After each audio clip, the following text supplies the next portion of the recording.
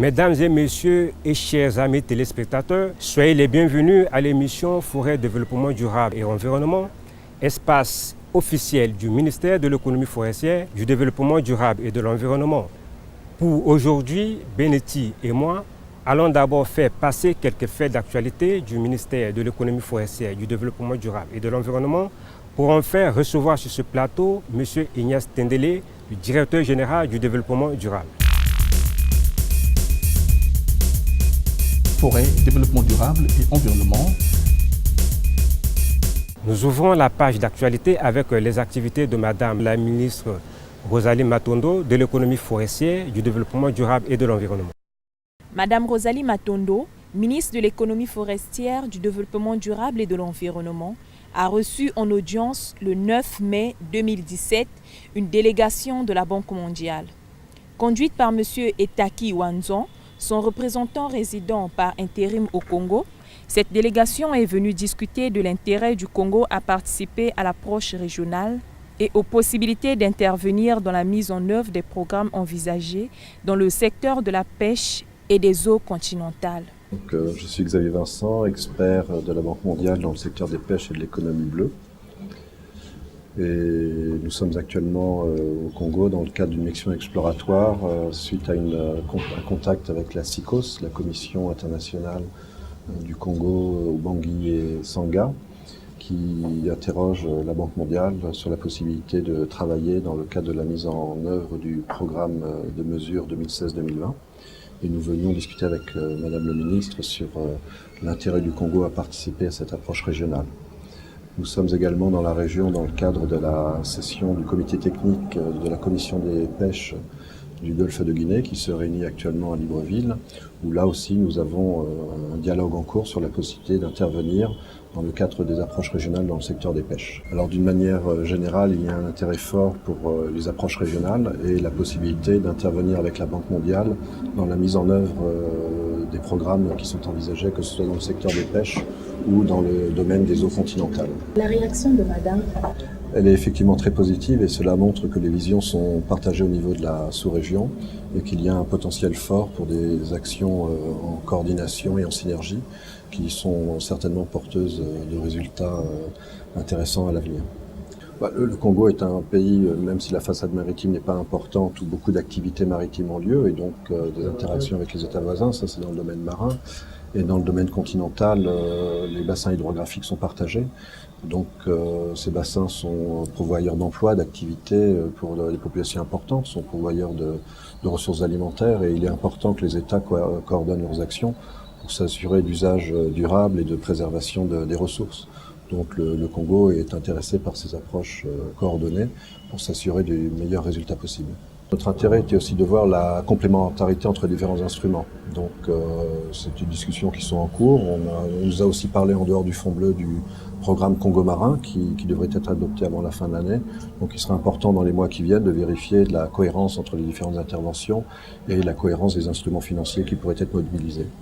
Nous revenons sur ce plateau pour recevoir le directeur général du développement durable, M. Ignace Tendele. Forêt, développement durable et environnement. Aujourd'hui, nous parlerons des 17 objectifs du développement durable, en sigle ODD. Bonjour, monsieur le directeur général. Bonjour. Soyez le bienvenu. Vous êtes le directeur général du développement durable et le tout premier du Congo. Quelles sont les missions assignées à la Direction générale du développement durable? Vous savez que la Direction générale du développement durable a été créée en 2010 parce que dans l'architecture gouvernementale, on avait créé un département en charge du développement durable au Congo. Les missions assignées à la Direction générale du développement durable sont contenues dans un décret qui crée la Direction générale du développement durable. Il s'agit essentiellement d'élaborer la stratégie nationale de développement durable, élaborer la politique nationale du développement durable et faire de telle sorte que le développement durable soit inséré dans les structures publiques et dans les entreprises privées. Comment faire pour que les entreprises publiques, tant privées, l'administration publique, intègre les préoccupations en matière de développement durable. Voilà les principales missions de la Direction générale du développement durable. Monsieur le directeur général, beaucoup de gens connaissent peu ou ignorent presque tout sur le développement durable. Voudriez-vous éclairer la lanterne du public sur ce concept? C'est simple. C'est vrai que quand on parle développement durable, ça paraît comme un concept qu'on pourrait définir difficilement. Mais le développement durable, c'est comment travailler dans la durabilité. Or, pour travailler dans la durabilité, il faut préserver l'environnement. Il faut faire de telle sorte que l'activité que nous menons puisse avoir un impact social important. Donc, c'est comment lier l'économie, le social et l'environnemental pour trouver l'équilibre. Parce qu'on ne peut se développer durablement qu'en établissant l'équilibre, l'environnement, le social et l'activité économique. Il ne faut pas qu'en menant une activité économique, on détruise l'environnement. Mais l'activité économique doit avoir un impact social. C'est la raison pour laquelle on vous dit que le développement durable a 3 piliers, l'économique, le social et l'environnemental. Monsieur le directeur général, après les objectifs du millénaire pour le développement, OMD, les Nations Unies ont résolu de les remplacer par les objectifs du développement durable, ODD. Alors, qu'est-ce qui différencie les ODD des OMD? Les objectifs du millénaire pour le développement, les OMD, ont été élaborés dans un contexte bien défini. En 2000, les problèmes qui se posaient ne sont pas les mêmes qui se sont posés 15 ans après. On a fait le bilan des OMD. Si je prends l'exemple de chez nous, il y a eu un rapport national. Il y a eu des avancées significatives dans le domaine de la lutte contre le VIH-Sida, dans le domaine de l'éducation, dans le domaine de la lutte contre la pauvreté. Ça, c'est le bilan des OMD. Mais sur le plan mondial, on a constaté qu'il y a eu des facteurs nouveaux qui sont apparus, qui n'étaient pas pris en charge par les OMD. C'est la raison pour laquelle, lors de la conférence des Nations Unies tenue à Rio en 2012, pour lequel notre pays a coordonné la position commune africaine, le Congo, il a été décidé de la mise en place des objectifs du développement durable.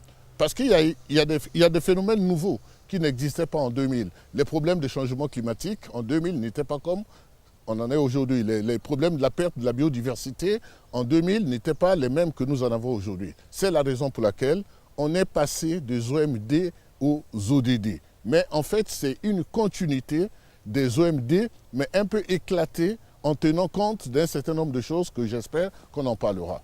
Quel est donc l'intérêt pour les Nations Unies d'avoir institué les ODD? Alors, pourquoi on a institué les ODD?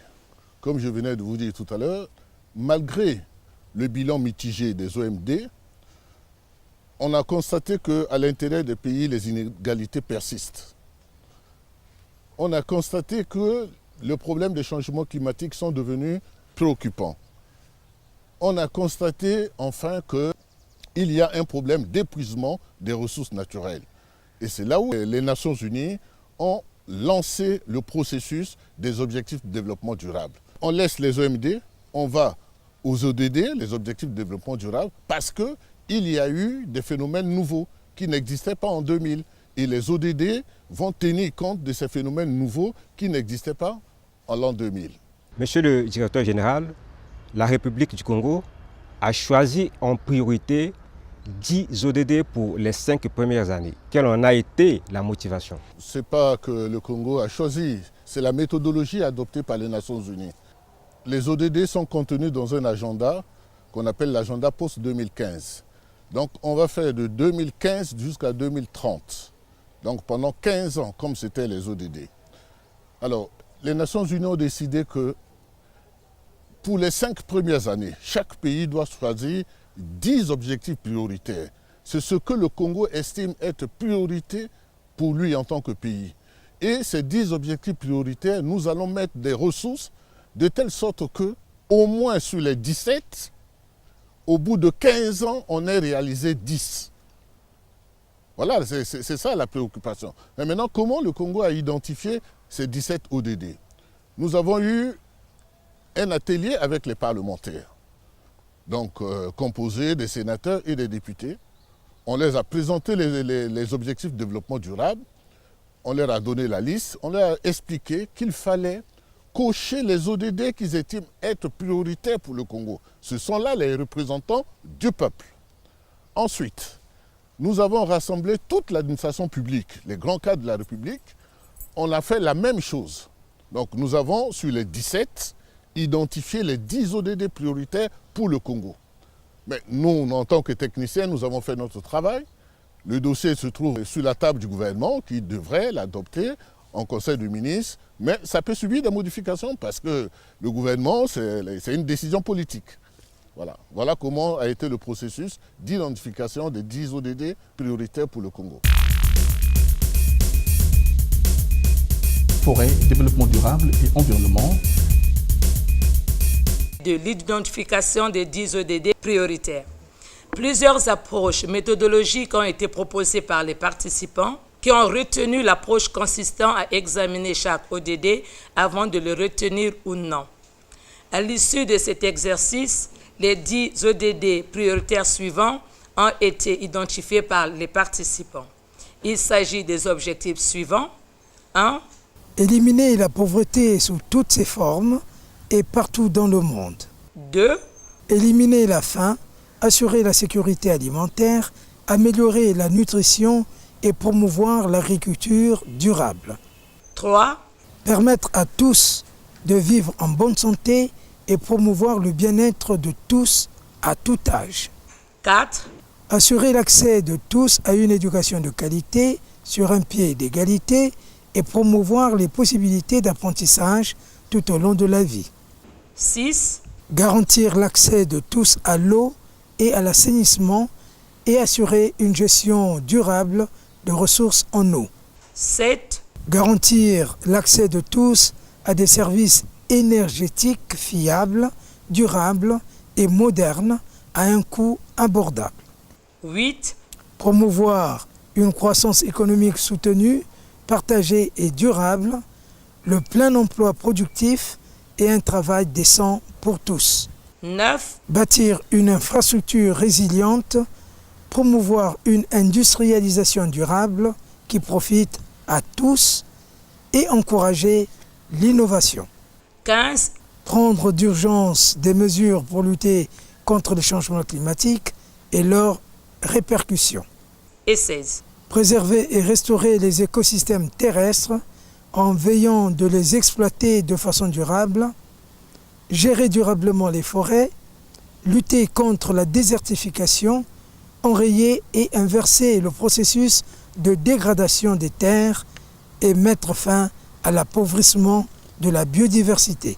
Ces ODD feront l'objet d'un rapport qui sera transmis à la ministre de l'économie forestière, du développement durable et de l'environnement. Ces objectifs de développement durable, déjà contenus dans la stratégie nationale de développement durable, SNDD, serviront de base pour l'élaboration du plan national de développement 2017-2021. Forêt, développement durable et environnement. Monsieur le directeur général, comment comptez-vous collaborer avec les autres parties prenantes?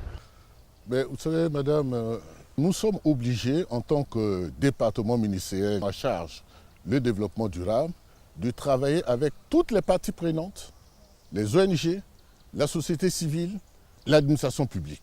C'est ce que nous faisons. Et ensuite, compte tenu de son caractère transversal, nous devons travailler avec tous les départements ministériels en synergie.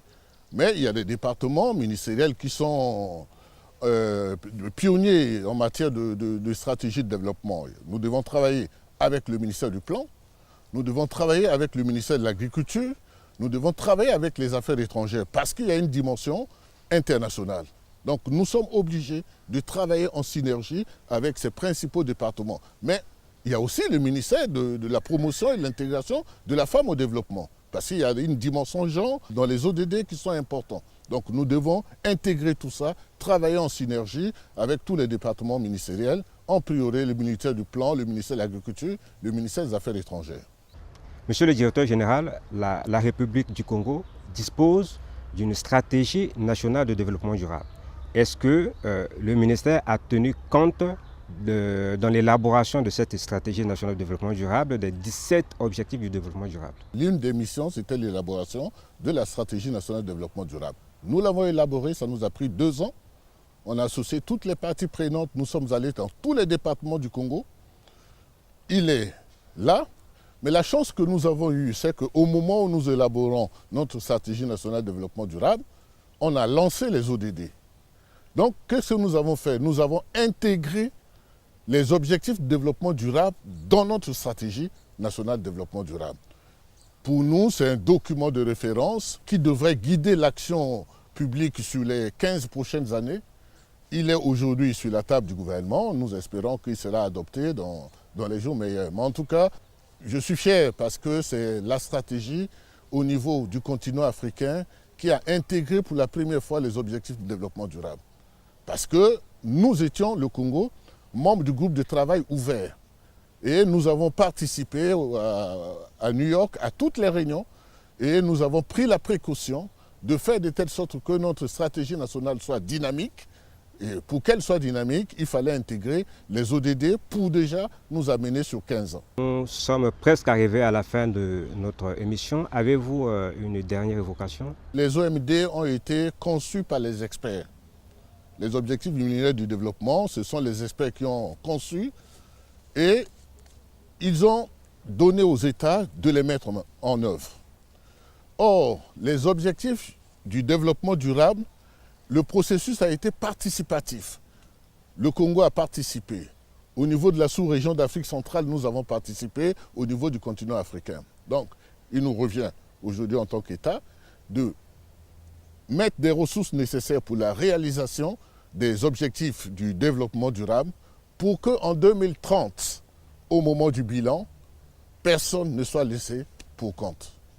Merci, M. Ignace Tendele, pour toutes ces informations, ces éclaircissements sur les 17 objectifs du développement durable. À vous, téléspectateurs, nous vous remercions pour votre attention. À la prochaine occasion.